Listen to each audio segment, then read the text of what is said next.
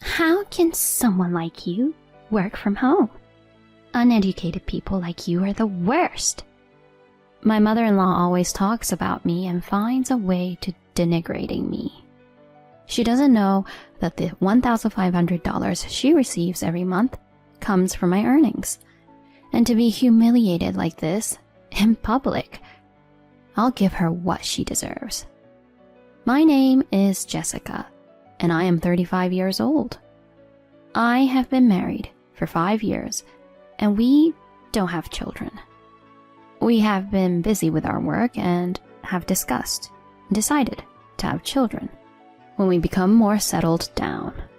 My husband frequently works overtime while I work from home and have more time to spare.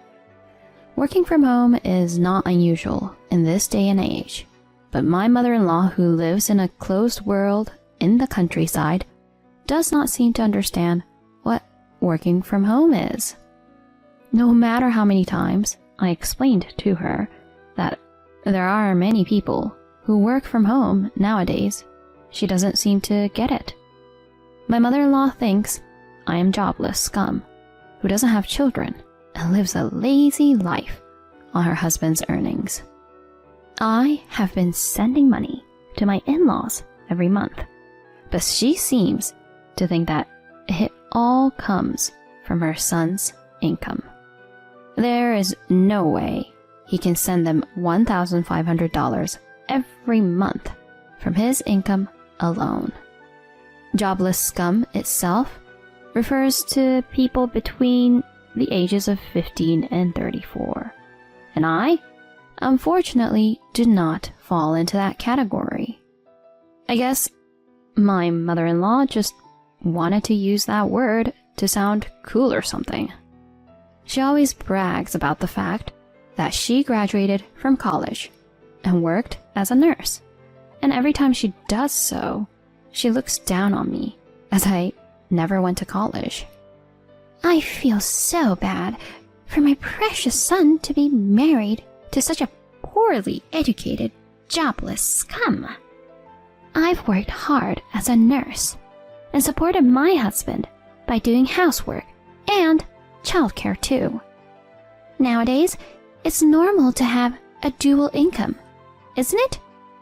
You don't have children. You don't take care of the house. And you spend your days doing nothing. I have told you many times that I work too. Nowadays, there are many jobs where you can work anywhere, as long as you have a computer and an internet connection.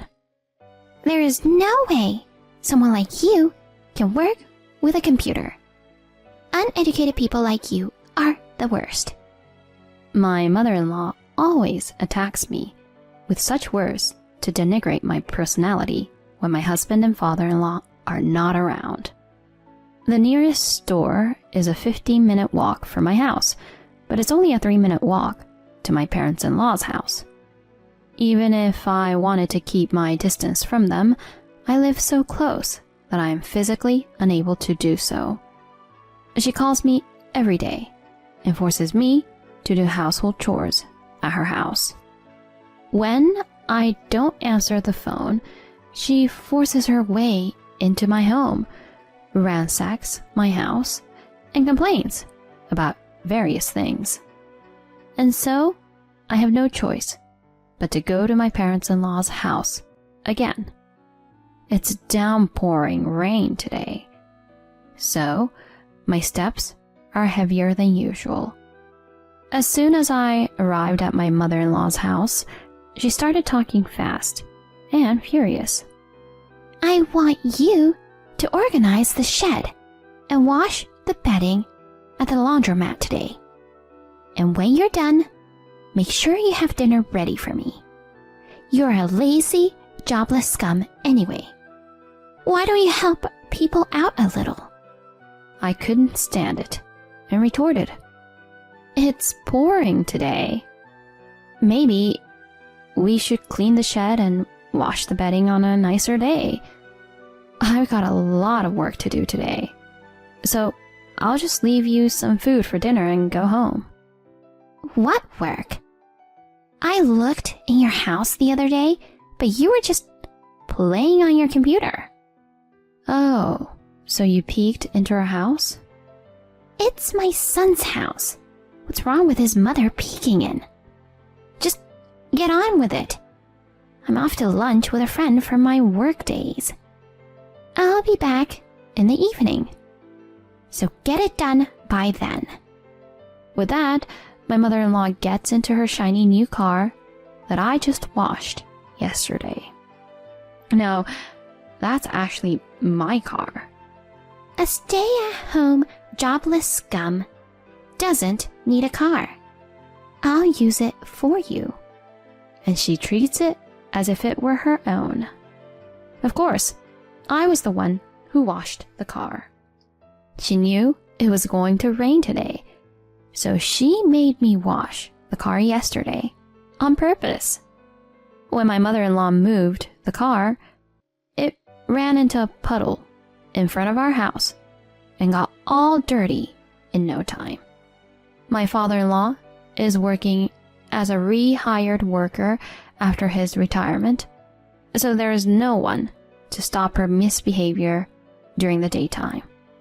I thought about speaking to my mother-in-law, but if I did so, I might be harassed, verbally abused, or told off to the neighbors for something that never happened. I thought about talking to my husband about it many times as well, but I didn't want to worry him because he was exhausted from his hard work. I cleaned the shed and took the bedding to the laundromat in the rain. After that, I continued cooking dinner with wet hair and clothes on. I was told to make at least 5 side dishes and a soup, so I cooked while shivering in the cold. Since I was not allowed to turn on the heating while my mother-in-law was away, my body was chilled to the core. When I finished everything, it was already past 3 p.m. I tried to leave before my mother-in-law came home, but she came back at the wrong time. "Oh no! I see you're soaking wet." My mother-in-law was grinning at my miserable appearance. Then she moved her eyes to the dishes on the table. "Don't tell me that you cooked in such an outfit. It's so dirty. I can't possibly eat this." Saying that, she threw all the food into the trash. The soup in the pot on the stove was swept into the sink. I was out of words at how she treated me. "I can't eat something made in such a dirty way. You jobless scums don't even care about your appearance, do you? Wash the dishes and get out of here. I'll get something delivered today," my mother-in-law said, and went into her room. As I was washing the dishes, my eyes filled with tears of sadness and frustration that she had thrown away the food I had taken the trouble to cook. One day, after the same kind of days, there was a town association gathering at my in-laws' house, so naturally, it was up to me to prepare for it. I was busy in the kitchen, cooking and preparing drinks, and my husband suggested to help, but of course, my mother-in-law stopped him, saying, "It's an occasional day off for you, so you should sit down and enjoy." She tugged on her son's hand and pulled him away from me. Then, just as I thought she was coming back into the kitchen, she said in my ear, "Don't eat with us, you nitwit scum. You embarrass me and my son," and turned her back on me. I let her harass me and stayed in the kitchen, doing the dishes just as I was told. Both my mother-in-law and the town association members seemed to have had a lot of drinks. I could hear my mother-in-law laughing in a good mood from the living room.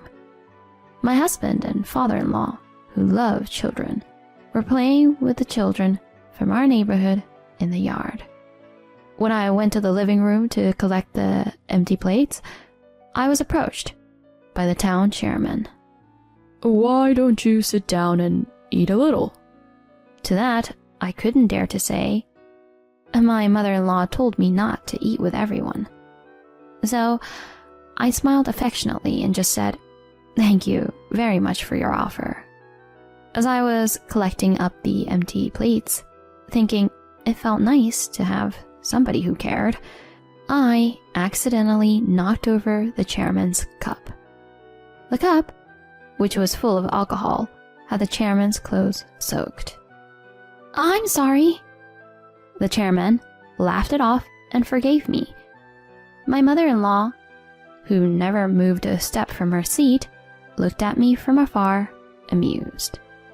After that, my mother-in-law was overly cheerful and continued to talk ill of me and brag happily. "I am sorry for causing you so much trouble. Such an unfriendly wife. She's been playing on the computer every day instead of doing housework. I have to go to her house every day to take care of her because her house is a disaster. I took the trouble to cook for her, but she threw all of it in the trash. I guess food for youngsters are different from what we eat. The other day, I had to go to a laundromat to wash her bedding in the rain. The bedding got wet, and she ended up yelling at me. I thought she was going to hit me or something. On the other hand, my son sends me money every month. He's a really good son, you know." My mother-in-law, perhaps in a high state of mind due to alcohol, was talking in a loud voice that echoed throughout the room. I was getting angry at my mother-in-law's continuous lies. I had reached the end of my patience. I could forgive her if she only harassed me, but I couldn't forgive her for telling the whole town about what never happened and being such a drama queen. I would not let her continue to do as she pleased. Excuse me, but who is that you're talking about? Everything you just said is what you have been doing to me, isn't it?" "Hey, what are you talking about? I would never do such a thing." I guess my mother-in-law didn't expect me to talk back, so she said back with her widened eyes, "When did you ever do housework, saying that you're going out with your former colleagues every day?" "No way! I don't have time for that. I have my hands full with housework." "You know, I know what you're up to. I know that you've been seeing a man outside the house." My mother-in-law was obviously flustered by my sudden revelation. "What? What nonsense!" My mother-in-law might have thought she was calmly denying it, but her voice was trembling. At such a commotion, my husband and father-in-law also came back from the yard, where they were playing with the children. Now is the time for payback. People around us were also looking at me with curiosity, so it was time for me to be rebellious. "Mom, what's wrong? Why are you shouting?" My panicked husband asked my mother-in-law. "Jessica is terrible. She says I'm meeting a man outside the house. She doesn't even have any proof." She looked at her son with clinging eyes. All eyes were on me at once. I took this opportunity to reveal my evidence. The drive recorder in my car had a clear recording of you flirting with a young unknown man. "What? A drive recorder? What's that?" You didn't know? A drive recorder records audio from inside the car. I just happened to find out during the car inspection. If you want, I have the data, so I can play it here for you. "What? Who's going to trust you, a jobless scum, living on your husband's money?" "How can you say such a thing to Jessica?" My father-in-law interrupted the argument between my mother-in-law and me with an angry look on his face. However, my mother-in-law was not to be outdone by my father-in-law. Because it's true, isn't it?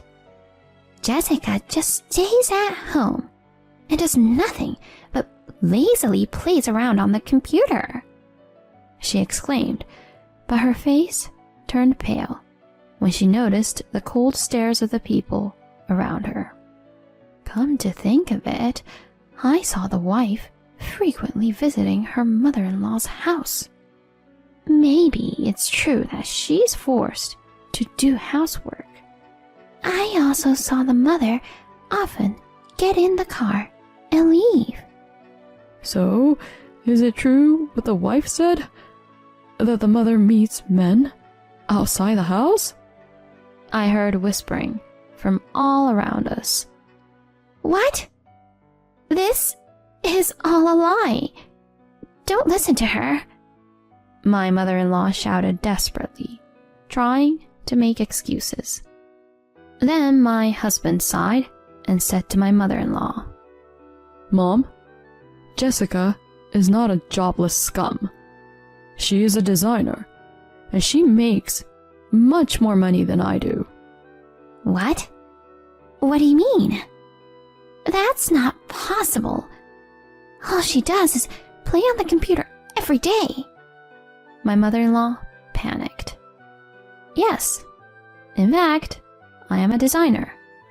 After graduating from a design company and working there for several years, I took the plunge and started my own business when I got married.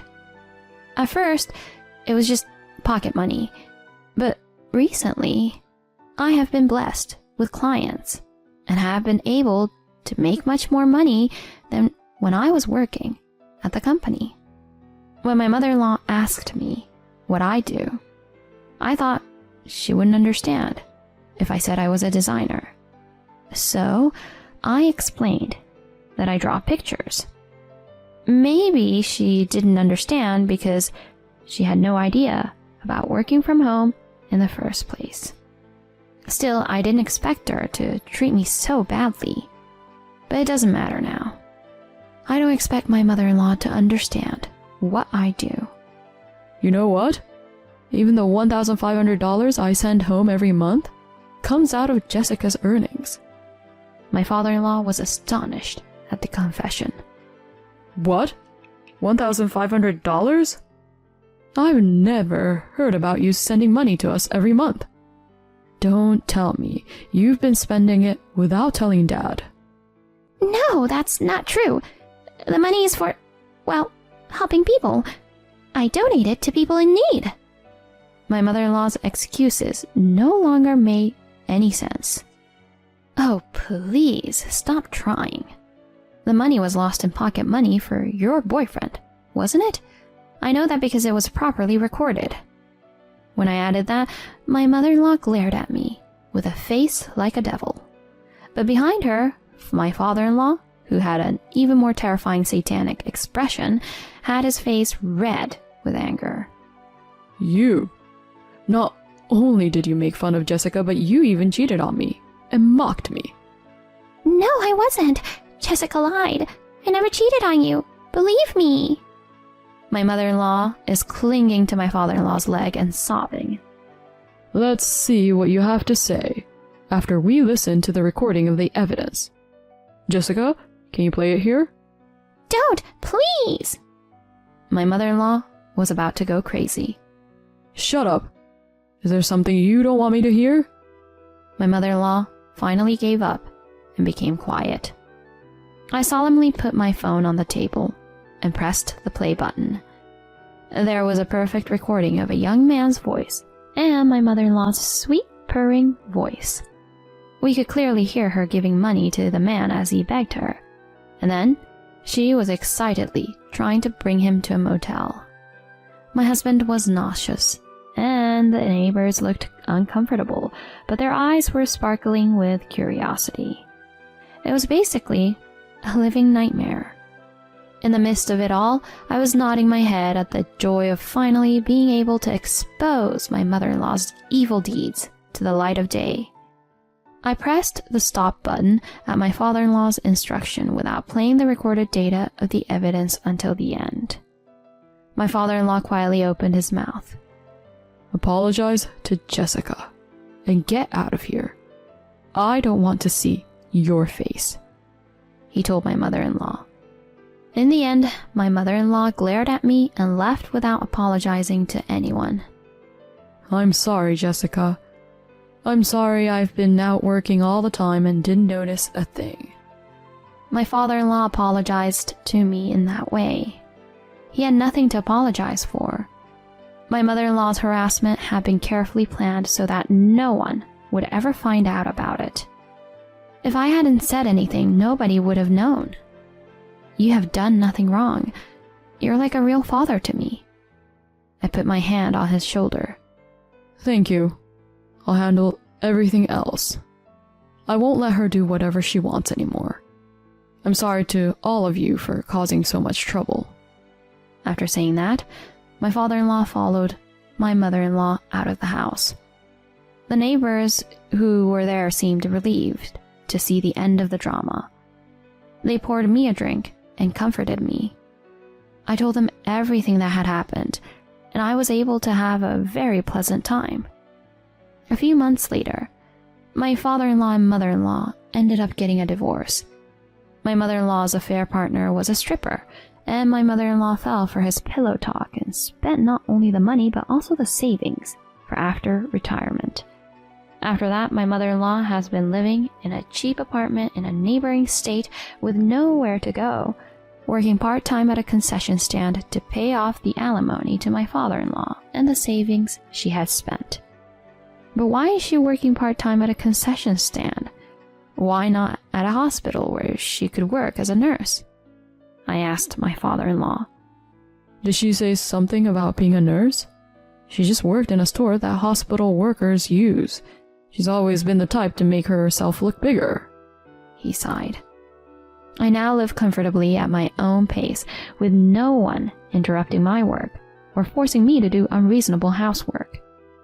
I visit my in-laws once every 3 days to do chores, and my father-in-law is very appreciative each time. My husband is much more settled in his work now, and we found out I was pregnant, just as he was relieved from his busy work schedule. My husband, my father-in-law, and neighbors have been very supportive, caring about my health and helping me out in various ways. I think the reason I was able to wash away everything from my past is because I am happy and content with my life now. From now on, I would like to live a peaceful and happy life while appreciating my baby, my husband, my father-in-law, and my neighbors.